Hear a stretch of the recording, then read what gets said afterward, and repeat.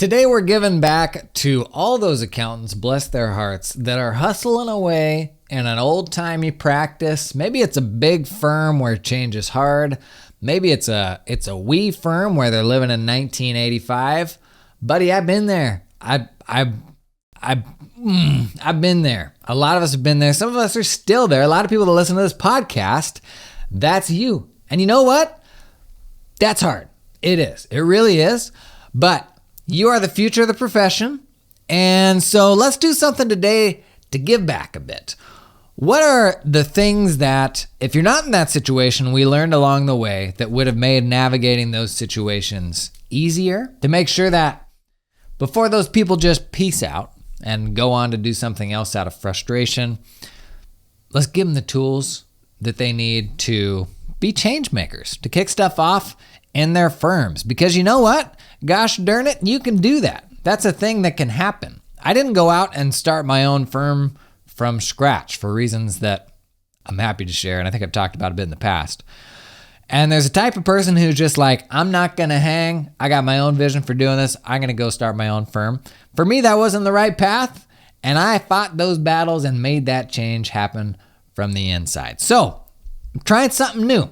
We're going to call it Old-Timey Tuesday, where we dive into an old-timey accountingism, why those old-timey things came to be, and how to navigate them and potentially even ultimately overcome them. Today we're starting with the king of all old-timeyisms, timesheets. Let's do it. Today on Jason Daly.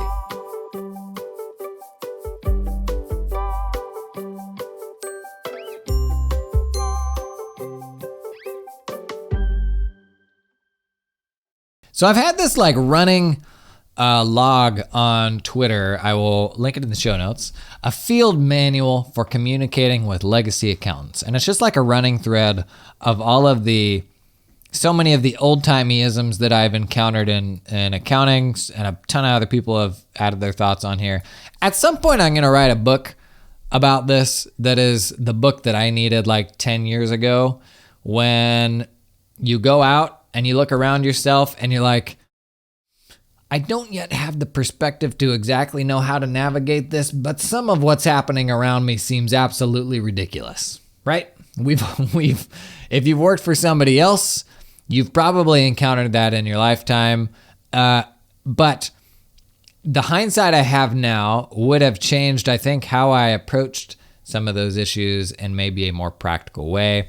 I also think oftentimes the dialogue online, since there's just an inherent lack of context on Twitter and on virtually all the conversations online, I think oftentimes that dialogue isn't framed in a way that's helpful for the person who is still at that firm trying to initiate change, to ultimately show them the path to going about that in a tactful way. So let's talk about timesheets. I will say I'm not a absolutes guy. The more accounting firms I've seen, and I'll be honest, I would argue I have seen into just about as many U.S. accounting firms as virtually anybody in the last 2 or 3 years, through my accountant community, through all the relationships that I've built, through the trust that I have with people who are willing to be open and transparent, many of whom are thought leaders that we go and talk to in conferences and stuff like that. I feel like I have a degree of transparency into as much as just about anybody, and with that transparency and the things that I've seen, it has made me more sure of some things and less sure of many things. And depending on the corners of the internet where you hang out, there is definitely levels of collective groupthink that take over certain corners of the web. So that's 100% true on Twitter. I think there are, around certain hot button issues, there are perspectives that kind of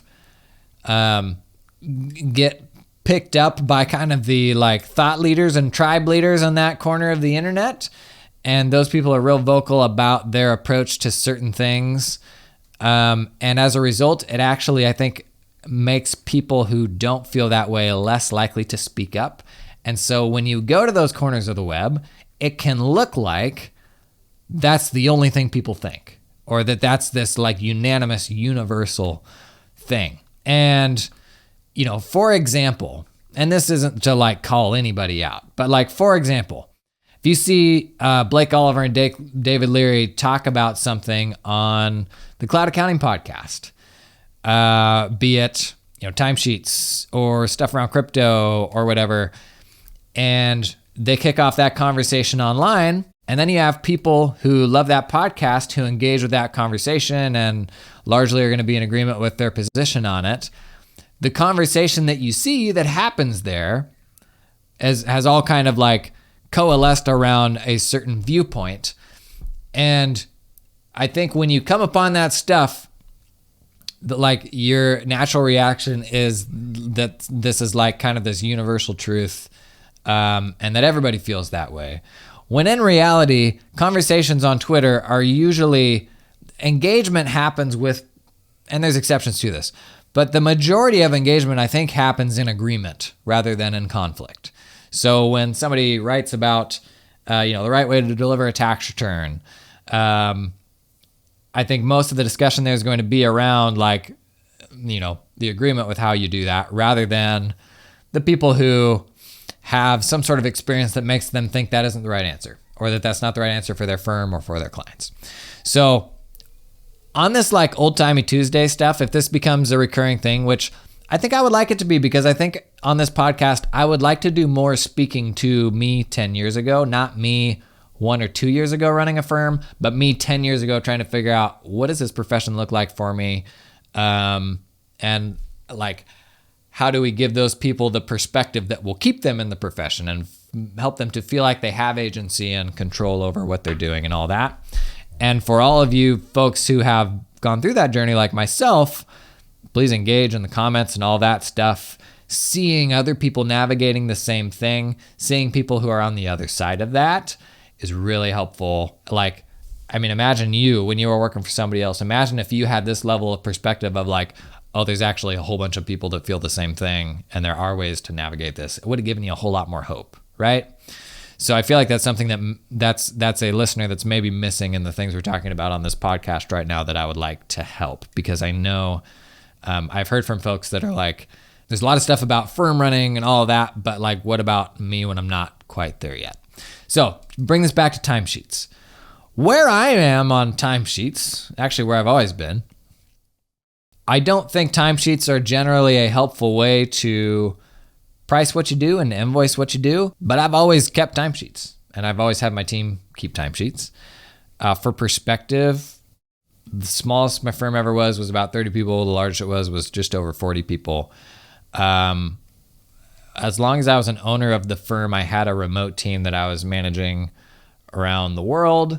I say those things to say, because I do think those are contributing factors as to decide whether or not timesheets are right for you. If you're looking at, in my opinion, if you're a small firm, if you're doing stuff for yourself, if you have a small team, if you're all very plugged into yourself, or plugged into what everybody's doing each day, I think that is a scenario that's probably lends itself best to not having to manage time and all of that, and that working totally fine. In my experience, there's very few people, in fact, I don't know any, who have scaled an accounting firm beyond 30 or so people and not made the decision to have the team track time. Doesn't mean that that's how you price your engagements, doesn't mean that that's how you bill out, but the vast majority of those people that I still know are tracking time. And I can tell you why I did, was especially in a remote setting. I think if you can break down the culture of fear around me doing something wrong or me not being good enough at my job, if you can overcome that culture, then transparency into time is tremendously helpful when it comes to people's blind spots that they have doing remote work. Like we've talked about some of the like adjacency of work that you don't get when you're working remotely. you can't reasonably expect people to have an understanding of how long should something take if they don't have the context to know how long does it take Jimmy or Tina to do or something like that. And so like there's definitely ways to try to manufacture that adjacency and teams being more in touch and working in pods and stuff like that. But I think a lot of the issues with I guess the negatives of timesheets come with the culture around timesheets too, where it is a production environment and you will be punished if you're not able to produce at the appropriate level. I think if you strip a lot of those things away, there are ways that timesheets are helpful. Now, what I think nobody should be doing is billing and pricing engagements according to timesheets. So you are in a firm that is built atop timesheets. If that's you, I honestly think that's still 95% of accounting firms out there. If you are trying to lead that firm on a path towards modernization, and that may mean getting rid of timesheets, it may mean value billing instead. I think what you run into when you run to your boss and you say, I heard this really compelling podcast, I think we should throw out our timesheets. I think what you run into, and I've been this guy, I think what you run into when you say that is not resistance to getting rid of timesheets, but just a general lack of understanding of, if we don't have timesheets, how are we going to bill people, right? Like the issue I think around timesheets and maybe devaluing them within an organization or even eliminating them altogether is not the timesheets themselves, but how people price their engagements when they've never known anything else. And one of the most helpful ways that I've framed this for my colleagues in the past who were really married to the billable hour was to kind of like look over their shoulder as they invoice clients.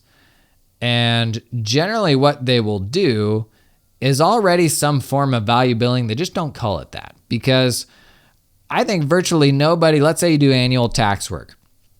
I think virtually nobody sends an invoice out the door without seeing what they billed that client last year. And that invoice, 95% of the time, is going to come in within some sort of a reasonable threshold relative to what it was last year, oftentimes regardless of the time that went into the project. At its worst, I think people are billing out quote unquote time by looking at last year's invoice, marking it up some just to cover inflation or something. Maybe there's another adjustment there based on scope. And then the only situation where the time really comes into play is if the time is really high, that person gets a slap on the wrist. If the time is really low, I don't. Have you ever been congratulated for getting a project done quickly? It never happened in my experience. It was simply a way to ensure that the project didn't get over budget, so that you could then crush that person's spirit and tell them that they're not fast enough. And why can't you be more like Steve? This episode is sponsored in part by Client Hub. That's right. Hey, this week on Tales from the Hub. Remember last week when we did this? Super smart accounting firm figured out that getting answers from clients was the key to unlocking the profitability of their firm. So they chose Client Hub, a practice management system with a client portal at its core. When they rolled it out, the clients were like, OMG, thank you. Beautiful and modern, simple experience, they said. They're their exact words for this hypothetical firm. And a killer mobile app. How many of our accounting platforms right now have a helpful mobile app? Not many. Now the firms and the clients are all on the same page about what's required to do the work. The staff at Super Smart Accounting Solutions can assign clients tasks for the clients to tackle. They can be like a yes/no answer. They can be a request for files. Even requests for categorization that'll automatically sync back to QuickBooks or Xero. That's handy, right? Whatever the client task is, they discovered that their clients on Client Hub now respond right away and have overcome some of the blocking that happens with getting the work done waiting for clients. Nobody likes that. Hey, to learn more about Client Hub and how you can unblock your life, check out the link in the show notes. This episode is sponsored in part by the fine folks at Cloud Accountant Staffing. Do you hire accountants? Bless your little heart. Not the best part of the job, in my opinion. Not something I ever enjoyed. Well, listen, you can build your accounting dream team with talented offshore accountants in the Philippines that work 100% full-time for your firm. Their accountants aren't freelancing or contracting for multiple firms. They're all yours. They work exclusively for you and are incentivized to stay with you and your team long term. They're not going to get swiped. Cloud Accountant Staffing is 100% dedicated to the accounting industry and founded by a former accounting firm owner that understands your business, knows your pain points. They had to hire some accountants and they said, you know what? We're going to build our own pipeline in the Philippines. Going to pull in some super talented people and then open that up to other firms. Basically, that's the story. I've been talking a lot about staffing, building more resilient staffing pipelines for your firms. I had staff in the Philippines, totally red-pilled me to oh geez, we need to globalize the way that we get our work done. Check these folks out. Link in the show description, cloudaccountantstaffing.com. So if you're looking to modernize a practice in the way that it approaches the management of time, I think the way to start that conversation with your colleagues is to look at how you invoice your projects and how you price the work that you do. And I did this in a firm with about 1,500 clients. We did a ton of once-a-year tax work for folks.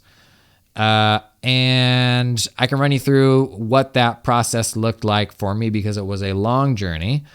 But by the time I was out of there, we got there. By the end, we were running over 1,000 engagements a year out of Ignition, value pricing that stuff, kind of sort of depending on the project. But I think what we hear oftentimes in podcasts and we see online and all of that, what we see is the destination, the best case scenario. And when you're running your own firm or you start something from scratch, you absolutely have the flexibility to, do whatever you want from day one without any regard for what the expectation of the clients is, the expectation of the staff. Whereas within an ongoing firm, you have all of this inertia going in a direction that is just the way people think things have always been done. That is the expectations of your clients, which we all know is really hard to, the fear of giving your clients whiplash when it comes to getting them to engage with a portal or adopt some process that you want them to kind of follow along with you. If you're in a firm, the bigger it is, man, the harder it is to steer that ship. So how I navigated that was in a whole bunch of steps. And it takes really long, and it's really frustrating that it takes as long as it does. But in my experience, that was the way to kind of walk us to a better place. And in the end, it made, I think, a huge difference. But if you zoom out, it took a long time. It took a lot of getting people around that methodology. And I think particularly, I would say in the US and tax firms, the change cycle is really long because so many things happen on an annual cycle that oftentimes those changes can take years to play out where you wish it was something that you could push through faster. But in my case, the very first itty bitty steps towards kind of the devaluing of time, and to me, the value of devaluing time was cultural. It was taking the fear out of time tracking. It was using time as a way to help people rather than a big stick to slap them with. There's a lot of people that just say, absolutely no, we just hate timesheets so much, get rid of them. Whatever, that's fine. If you hate them that much, sure, throw them out. That wasn't me because I found without time, there were people who would flounder and we didn't have perspective into the degree to which they were struggling. So that's how we used it. But that only works if you can build a safe culture around time. So how we took baby steps to modernizing our approach around time started with modernizing our approach to pricing new engagements. And new clients are always a great opportunity to test things because they have no expectations otherwise, right? Like they don't, there isn't this element of unlearning what the process has been to then learn this new process. When they come in day one, as far as they're concerned, that's the only, that's all they know. That's just how it's always been from the beginning of time. They're like little kids. If you've had little kids, it's always funny to me, like how much of what I think is normal I project onto them. When like I had a whole herd of COVID babies and they didn't know anything besides being stuck in the house all the time. And things like going out to the grocery store, going to a Target, oh my gosh, just like blew their minds. And then the first time we took them to a theme park, we went to Legoland in San Diego, and they're like looking around like, are you kidding me? This exists within my universe?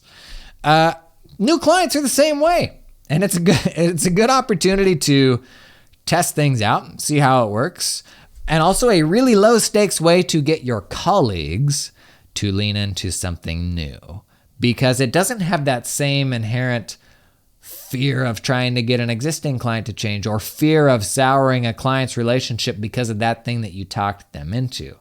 With a new client, there's a little bit more of a feeling of like nothing to lose, and you don't have to take them from A to B, so it just feels easier. So how we started modernizing the way that we priced started with new clients. And in the past, the process would be something like, well, here's some other clients where we do similar types of work, and the time usually comes in around here, so that's how we priced it. But arguably the most important sort of tipping point to get over here is to get over that association of effort and costs and all of that as they relate to what you're going to charge a client. I even said this last week when I said, end of an era, we have ads on this show now. What a shill. Man, that sucks. And one of the rationale I gave was because it costs money to produce this show. But that ultimately doesn't matter. It doesn't matter how much it costs to produce this show. When you're creating a thing, it's up to you to consider the value that the people on the other side get from it. So what is the value of that work you're going to do for the client?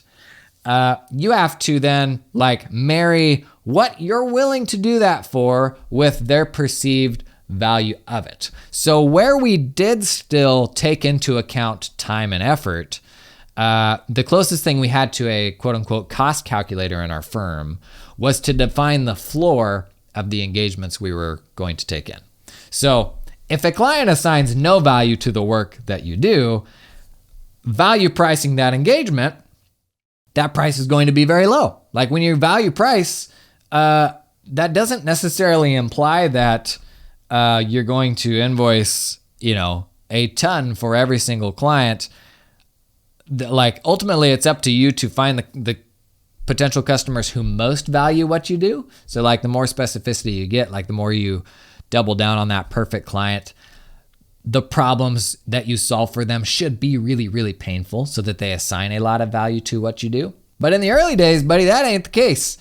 And so you will have some clients that assign very little value to you doing bookkeeping for them because their spouse used to do that and that was free. So why would I pay any more than some, pittance to somebody else to do it? If that old, the old ball and chain can do it, why am I going to pay you very much for it? We had like a calculator to kind of define what that minimum was. And we would even flex that according to capacity. So if we were nearing capacity, we would actually jack that up to say like, no, anything that we do take right now, like, it's got to be really good for us. So we would use a calculator for that, but we ultimately would not price according to that. We wouldn't take anything that fell below it. But ultimately, when the person was running them through the sales process, it was more about learning like what is painful for this person and whether we can solve that problem in a meaningful way. And when I got the partners of the firm and like the people who were pricing things to kind of accept this methodology, which was easier than said than done. Like accountants are such servants. There's an element there of some people think that is unfair. The idea that what you charge is not tied to time or costs or anything like that. Like there's an element of like fairness that is hard for people to get over there.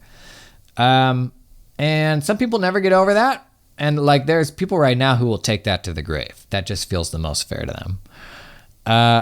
I would say, and like, I would also temper all this to say like, you could run a really heckin' profitable firm on timesheets. Like you can, like I've seen them. Like you can make a shocking amount of money billing your time. I don't subscribe to the notion that it's like unfair for a couple of reasons. I think the more you look around and all the other things that we do and the way that we exchange value and all of that, like ultimately, virtually none of it is tied to effort or costs or anything like that. It's often used as an excuse to increase the cost of something.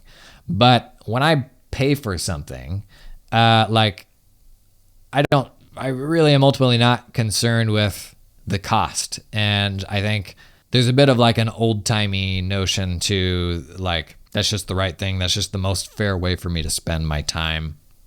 But I've kind of gotten over that. Hey, this episode is sponsored in part by Firm 360. Firm 360 is a practice management system that's just gonna help you get more done, help you run a more organized accounting firm.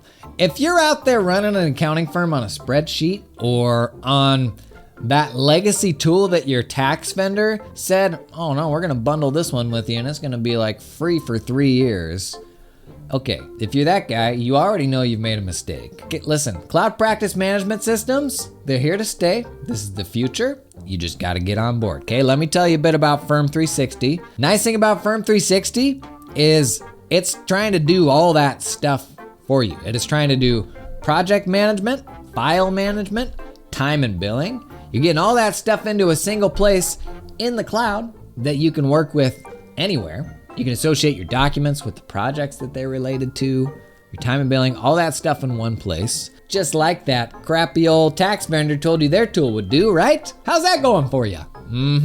Check out Firm 360, developed by actually an accounting firm that was like, none of these things do the things that I want them to do. Let's build our own solution, right? If that's feeling like you right now, check out Firm 360. I'll put a link in the show notes. The other thing that I think is hard to get over here is the notion that you've worked with clients who come in with things in immaculate condition and things that come in and just like a dumpster fire state.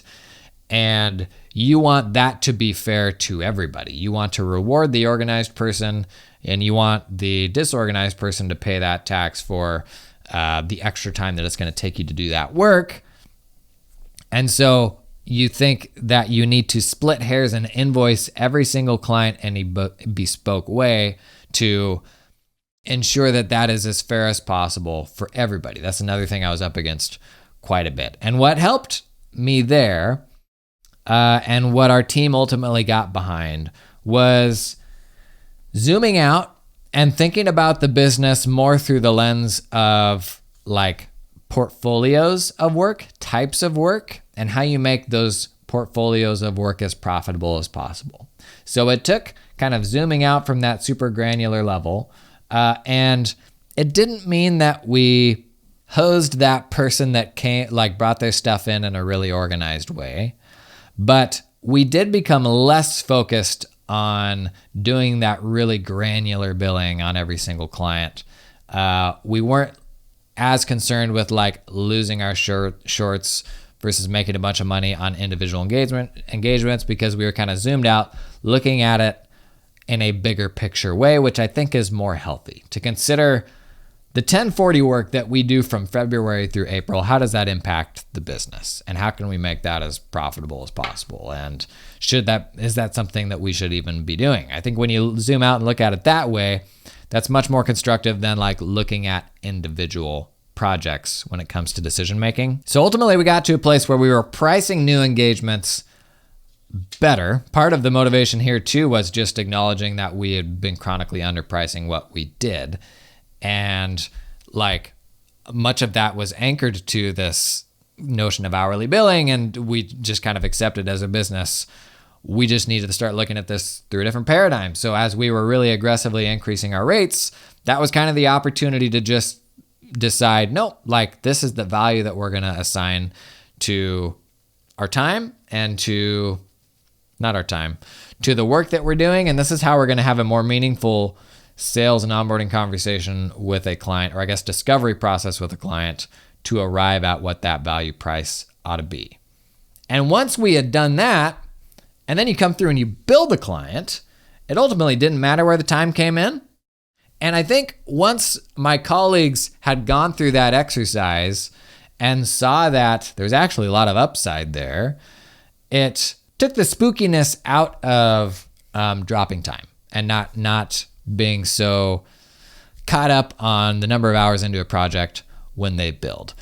But that didn't start to happen until they had developed some of those engagements themselves. And those were actually like really profitable engagements because they weren't anchored to, directly to our inputs. And that all started with new projects, new clients, because there was kind of like nothing to lose there.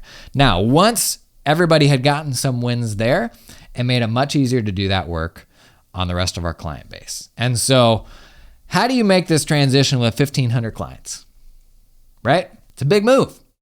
What we did is like we weren't particularly interested in going down through every single engagement and saying, how much does this person value what we're doing for them right now? So what we got to is we really transitioned the bulk of our work, and that was about 1,01040s made up a big chunk of all that work. I would say we moved most of that work to fixed pricing, not necessarily to value pricing.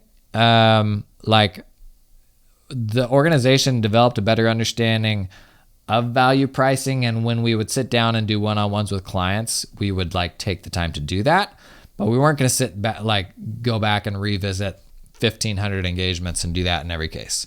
So what we did was we took these projects based on prior year's fees and we dropped them into basically 5 buckets. And there was a 6th bucket that was like jumbo. It was like the big projects that kind of had their own bespoke thing.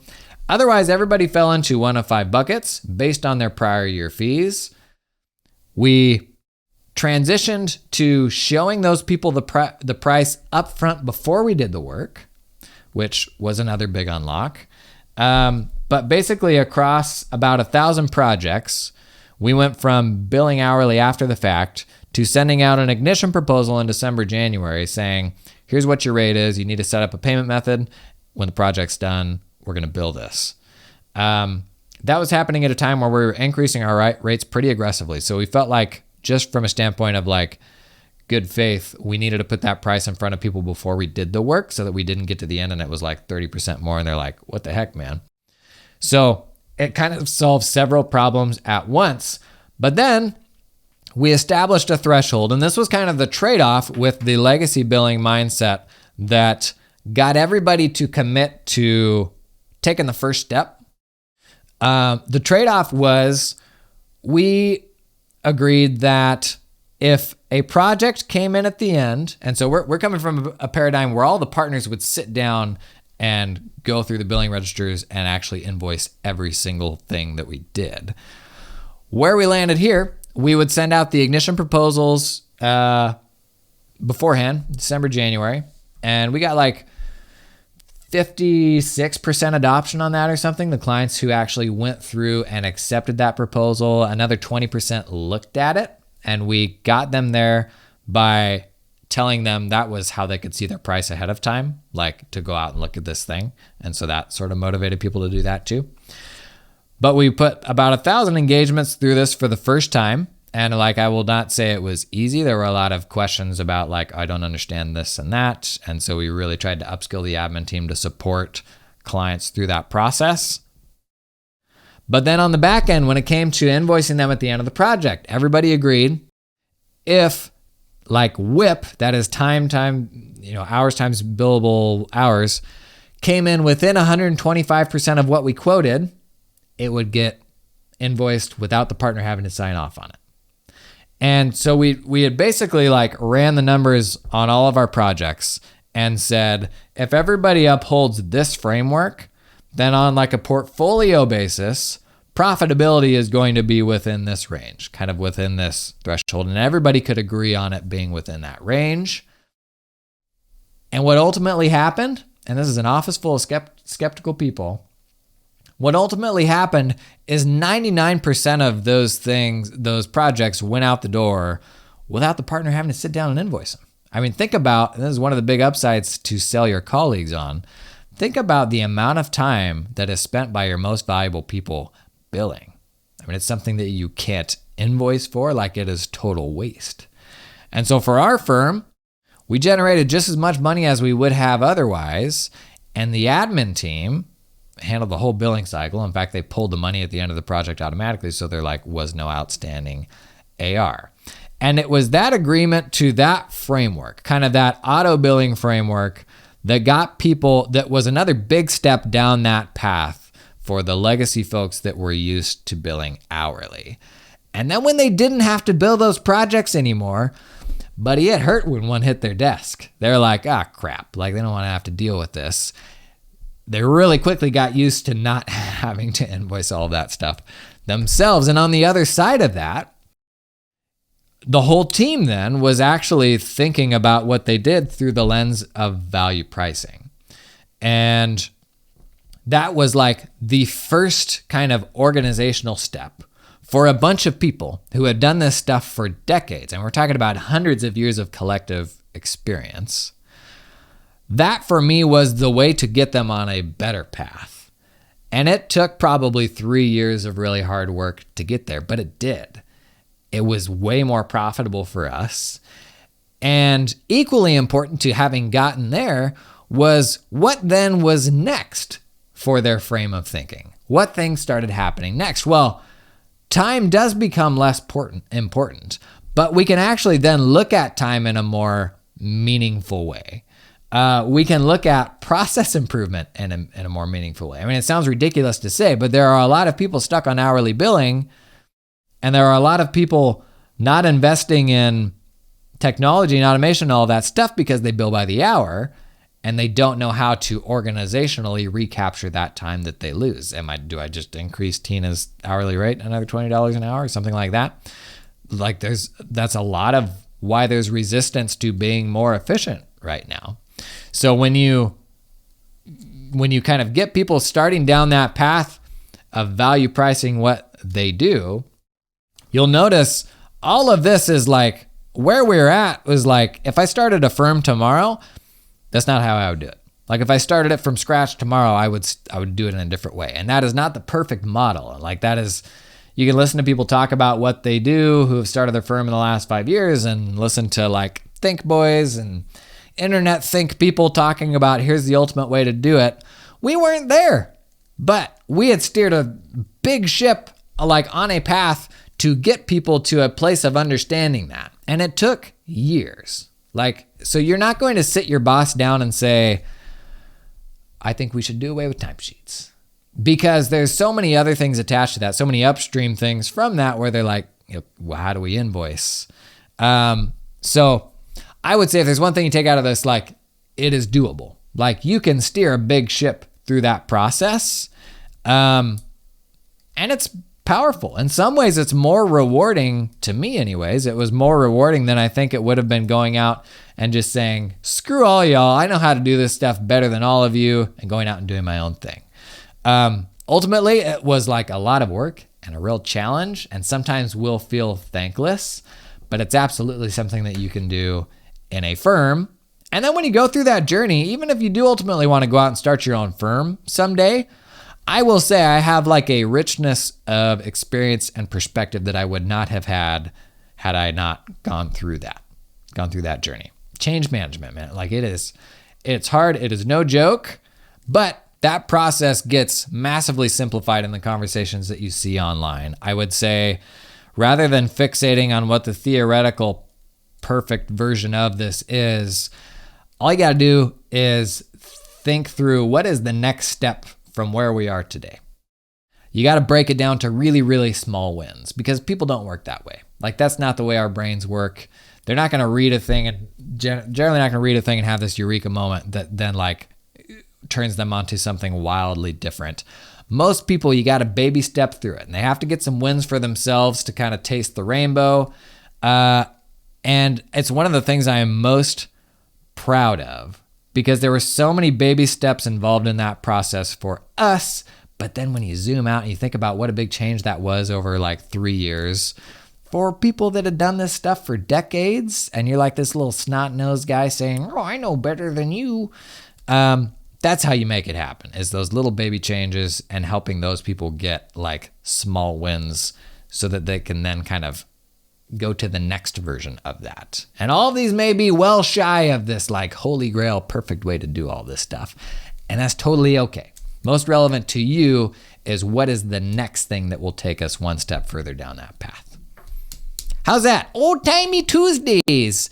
If you are struggling with all this right now, if you're managing this stuff, I'd love to hear about it, just to know that you're here. If you, like me, had to wade through this muck, I'd love to hear your experience too, because all the folks that are stuck in this right now, go down and read the comments. I shared some tidbits from me, but like the richness and kind of fullness of people's experiences we can pull in, I think the easier it is for people to go through that work and understand like it is possible. And here's a couple tips for how to just manage like those legacy folks that you can be surrounded with sometimes. That's it. Old Timey Tuesday. What do you think? We can do this each week. Feel like we're doing a lot of content for firm owners, but maybe not enough for the folks that are still earning their stripes, you know?